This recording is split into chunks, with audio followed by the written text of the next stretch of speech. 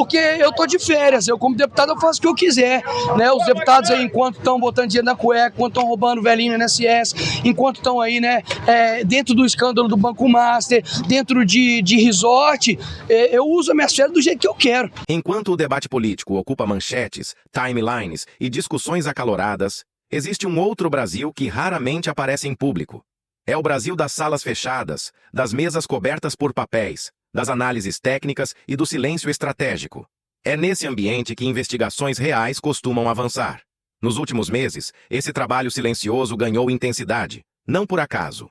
Relatórios começaram a se cruzar, dados financeiros passaram a fazer sentido quando colocados lado a lado, e depoimentos antes dispersos começaram a formar uma linha coerente. O que antes parecia ruído passou a soar como padrão. Nada disso surge de repente. Quando uma investigação chega a esse estágio, ela já percorreu um longo caminho. Houve observação prévia, coleta gradual de informações e decisões tomadas com cautela. O que está em jogo agora não é um boato, mas a consequência de um processo que amadureceu longe do público.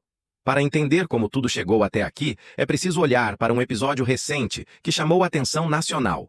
Um evento apresentado como símbolo de mobilização popular, carregado de discurso emocional e forte apelo político. A chamada Caminhada pela Liberdade até Brasília. A proposta parecia simples, pessoas comuns, caminhando juntas até a capital, levando uma mensagem política direta. A divulgação foi intensa, especialmente nas redes sociais, impulsionada por um dos parlamentares mais ativos do país nesse ambiente digital, o deputado federal Nicolas Ferreira. A narrativa foi construída com cuidado. Palavras como povo, sacrifício, união e resistência dominaram o discurso. Mas, conforme os dias passaram, a imagem projetada começou a se chocar com registros concretos do que estava acontecendo de fato. Vídeos publicados pelos próprios participantes e organizadores mostraram uma dinâmica diferente da anunciada. Enquanto o público seguia a pé, figuras centrais do evento apareciam se deslocando em veículos. O contraste não passou despercebido. Além disso, os números anunciados antes do início não se confirmaram. A mobilização foi significativamente menor do que o prometido, e o grupo foi encolhendo ao longo do percurso. Em outro contexto, isso poderia ser apenas um erro de cálculo político. Um evento superestimado, algo relativamente comum em atos desse tipo. Mas quando se observa o cenário sob uma lente jurídica, o significado muda. Mobilizações apresentadas como espontâneas, quando sustentadas por estruturas artificiais ou por recursos cuja origem não está clara, despertam a atenção das autoridades, especialmente quando ocorrem em ambiente político sensível. Segundo o material analisado, esse não foi um caso isolado observado ao acaso. A Polícia Federal já acompanhava movimentações semelhantes havia algum tempo. A caminhada não foi o ponto de partida da investigação. Foi apenas o momento em que algo ficou visível demais para ser ignorado. A partir daí, o foco deixou de ser apenas o evento em si.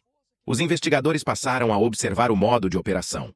Como essas ações eram organizadas, quem articulava, quem financiava, quem executava e quem ganhava com a narrativa construída. É nesse ponto que surge um dado fundamental: o histórico judicial envolvendo Nicolas Ferreira. De acordo com o material, existem 11 processos judiciais relacionados ao parlamentar, envolvendo acusações como difamação, calúnia, assédio eleitoral, propaganda enganosa e uso indevido de recursos públicos. É importante ser claro: a existência de processos não significa culpa comprovada. O devido processo legal garante defesa e contraditório. Mas, para quem investiga, a repetição de acusações semelhantes ao longo do tempo pode indicar algo além de episódios isolados. Segundo o documento, esse conjunto de ações já era conhecido pelas autoridades antes de se tornar público. O vazamento de informações não iniciou a apuração. Ele apenas expôs algo que já vinha sendo analisado de forma técnica e integrada. Foi nesse cruzamento de dados que outro nome ganhou relevância: o do senador Flávio Bolsonaro. Flávio Bolsonaro aparece no material em razão de sua condenação por improbidade administrativa, no caso conhecido como rachadinhas, um processo que já percorreu o judiciário. A investigação atual, segundo a narrativa apresentada, não se limita a esse caso específico, mas observa possíveis conexões operacionais entre estruturas ligadas a ele e a Nicolas Ferreira. Essas conexões não dizem respeito apenas a alinhamento político. Envolvem compartilhamento de assessores, advogados, empresas de consultoria e estratégias digitais. Em investigações desse tipo, o que importa não é apenas o discurso público, mas a engrenagem que funciona por trás dele.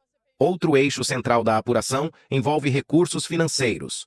O material menciona rastreamento de transferências bancárias consideradas atípicas, análise de movimentações próximas a eventos políticos e identificação de estruturas empresariais suspeitas. Também são citadas comunicações obtidas com autorização judicial e depoimentos de pessoas que decidiram colaborar com as autoridades. Esses elementos, isoladamente, podem parecer fragmentados, mas quando reunidos, formam um quadro mais amplo. É assim que se constrói um conjunto probatório, não com uma única prova espetacular, mas com a soma de indícios consistentes. É esse conjunto que, segundo o documento, fundamenta a análise de medidas cautelares mais severas. Entre elas, a possibilidade de prisão preventiva, não como punição antecipada, mas como instrumento previsto em lei, aplicado quando há risco concreto de continuidade das práticas investigadas, interferência na produção de provas ou influência sobre testemunhas. No Brasil, a prisão preventiva exige decisão judicial fundamentada. Ela não depende de condenação definitiva, mas de critérios objetivos previstos na legislação. É uma medida excepcional, mas existente. O texto relata que as defesas tentaram impedir esse avanço por meio de pedidos de habeas corpus preventivo. Pelo menos um desses pedidos teria sido negado em instância inicial, com o entendimento de que a investigação possuía base suficiente para prosseguir. Enquanto isso, o ambiente público começou a mudar de tom. Segundo o material, o discurso de Nicolas Ferreira nas redes sociais passou por uma inflexão clara. O confronto direto e a retórica agressiva deram espaço a uma narrativa de perseguição política e vitimização. Esse movimento costuma ocorrer quando a arena deixa de ser apenas política e passa a ser jurídica. Outro sinal relevante foi o comportamento de aliados.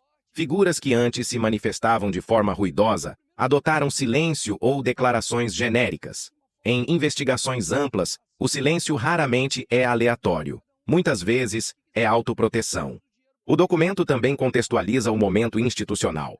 Tribunais superiores vêm endurecendo a postura contra estruturas organizadas de desinformação, especialmente quando associadas a financiamento irregular e manipulação do debate público. O fim do recesso do judiciário, por sua vez, acelera decisões que estavam represadas. Segundo o material, a investigação não se encerra em 2 nomes.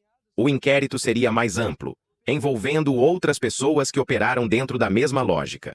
Em casos assim, os primeiros movimentos raramente são os últimos. No fim, a reflexão é inevitável.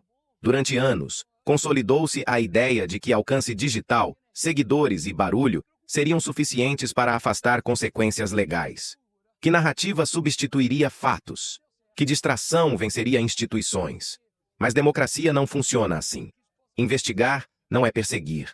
Apurar não é censurar. E responsabilizar, quando comprovado, é parte essencial do Estado de Direito. Se os desdobramentos descritos neste material se confirmarem, o impacto não será apenas político. Será um choque entre discurso e realidade. E a pergunta que permanece não é se haverá consequências, mas quem mais pode ser alcançado quando o silêncio das investigações finalmente falar mais alto que o barulho das redes.